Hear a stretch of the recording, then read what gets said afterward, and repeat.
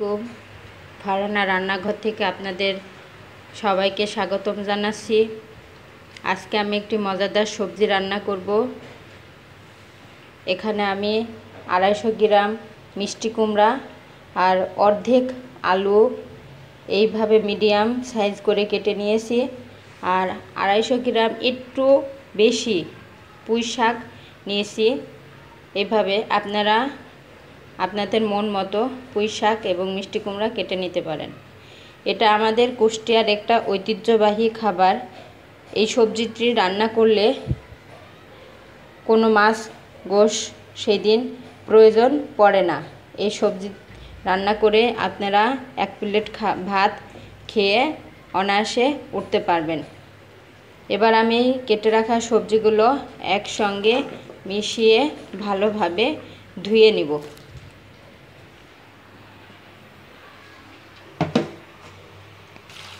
বা সবজিগুলো ভালোভাবে ধুয়ে আমি অন্য একটি পাত্রে তুলে নেব। আমি 2টা ধুয়ে দিব। এইভাবে আমি 2 বার ধুয়ে নিব।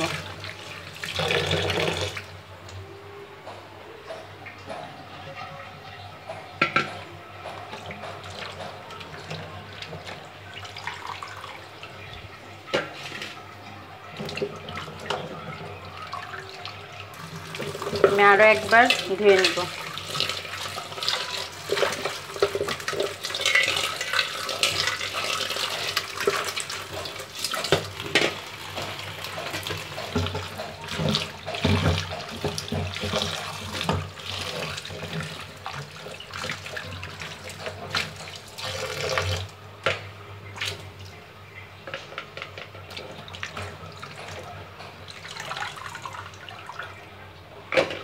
চুলা অন করে আমি পুঁই শাক মিষ্টি কুমড়া বসিয়ে দিলাম। এই সবজিটি রান্না করতে হলে আপনাদের কিন্তু পাকা মিষ্টি কুমড়া নিতে হবে, যাতে সবজিটি রান্না করার পর একটু মিষ্টি মিষ্টি লাগে। আর মিষ্টি কুমড়া মিষ্টি না লাগলে খাবারটা খেতেও মজা লাগে না। এখানে আমি 2টো পেঁয়াজ, 5টা কাঁচামরিচ এবং একটা রসুন কুচি করে কেটে নিয়েছি, সেগুলো দিয়ে দিলাম। আর এখানে জিরা গুঁড়ো 1 চামচ, লবণ পরিমাণ মতো, ধনিয়া 1 চামচ, হলুদ 1 চামচ, আর শুকনো মরিচের গুঁড়া 1/4 চামচ, রসুন বাটা 1/2 চামচ, কাঁচামরিচ বাটা 1/2 চামচ। সব মশলাগুলো এভাবে আমি দিয়ে দিলাম এবং এটা সিদ্ধ হওয়ার জন্য পর্যাপ্ত পরিমাণে পানি দিয়ে দিব।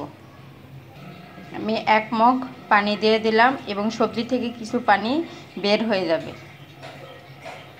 এবার আমি ভালোভাবে নেড়ে চেড়ে ঢেকে দেব এবং এই সময় চুলার জালটা ফুল আঁচে থাকবে।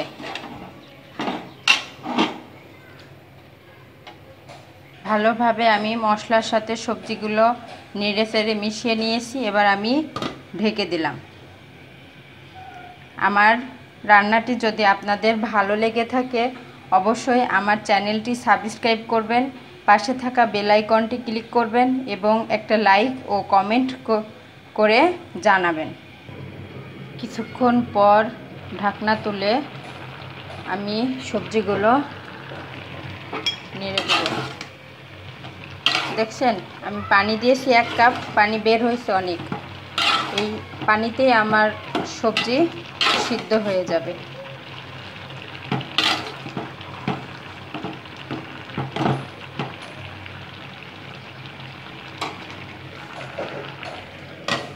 আবার ঢেকে দিলাম। ঢাকনাটি তুলে দেখি আমার মিষ্টি কুমড়া আর পুঁই শাকের কী অবস্থা। মনে হচ্ছে সিদ্ধ হয়ে গেছে। কত সুন্দরভাবে আলু, মিষ্টি কুমড়া, পুঁই শাক সিদ্ধ হয়ে গেছে। এই সবজিটা সচরাচর দেখেছি মা খালাদের এইভাবে রান্না করে। আপনারাও আমার ভিডিওটি আপনারা স্কিপ না করে পুরো ভিডিওটি দেখে আমি যেইভাবে রান্না করছি আপনারা ঠিক সেই সেম প্রসেসে রান্না করে দেখবেন। আশা করি সাকসেসফুল হবেন। আমি আর ঢেকে দিব না, পানিটি শুকিয়ে আসলে আমি নামিয়ে নিব। আমার সবজি প্রায় সিদ্ধ হয়ে গেছে। এইভাবে মিষ্টি কুমড়ার আলু পুঁই শাকের গায়ে মাখা মাখা হবে। এবার আমি এটি নামিয়ে তেলে বাগার দেব।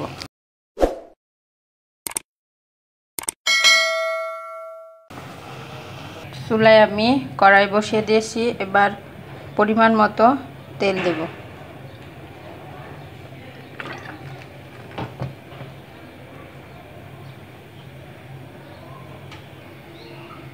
তেলটি গরম হয়ে গেলে আমি কোয়ার্টার চামচ গোটা আস্ত জিরে দিয়ে দিলাম।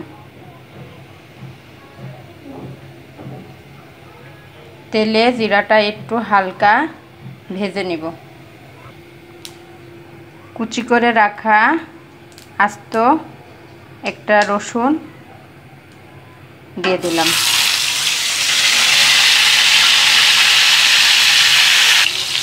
ভালোভাবে আমি রসুন আর জিরা একটু বাদামি রঙে ভেজে নেব। তেলে আস্ত জিরা এবং রসুন দিয়ে তরকারিতে বাগার দিয়ে খেয়ে দেখবেন কত সুন্দর একটা ভাজার জিরা এবং রসুনের ফ্লেভার আসে। আর সাধারণত আমরা এই সবজিটাকে এইভাবেই বাগার দিয়ে থাকি। তা আমার রান্নাটি যদি আপনাদের ভালো লেগে থাকে অবশ্যই আমার চ্যানেলটি সাবস্ক্রাইব করবেন এবং পাশে থাকা বেল আইকনটি ক্লিক করবেন এবং বেশি বেশি করে শেয়ার করে দিবেন, যাতে আরও নতুন গৃহিণী যারা আছে তারা ভিডিওটি দেখে সবজিটি রান্না করতে পারে। আর আপনারাও বাসায় ট্রাই করে আমাকে জানাবেন সবজির রান্নাটি কেমন হয়েছে। রসুন আর জিরা ভাজা হয়ে গেছে। এবার আমি সবজিগুলো দিয়ে দেব। সবজিগুলো দিয়ে দিয়েছি। এবার আমি ভালোভাবে তেলের সঙ্গে মিশিয়ে নেব। এই সময় চুলার জালটা কিন্তু মিডিয়াম লো হিটে থাকবে।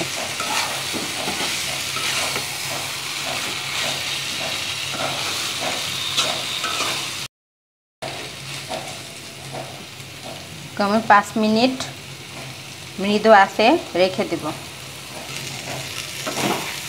আর একটু নেড়ে দিব। আমার সবজি রান্না হয়ে গেছে। বা চুলার জাল অফ করে নামিয়ে নিব। আমার মিষ্টি কুমড়া পুঁই শাকের তরকারি রান্না শেষ। এবার আমি আপনাদের পরিবেশন করে দেখালাম। আপনারা অবশ্যই বাসায় রান্নাটি ট্রাই করবেন এবং আমাকে কমেন্ট করে জানাবেন। সবাইকে ধন্যবাদ।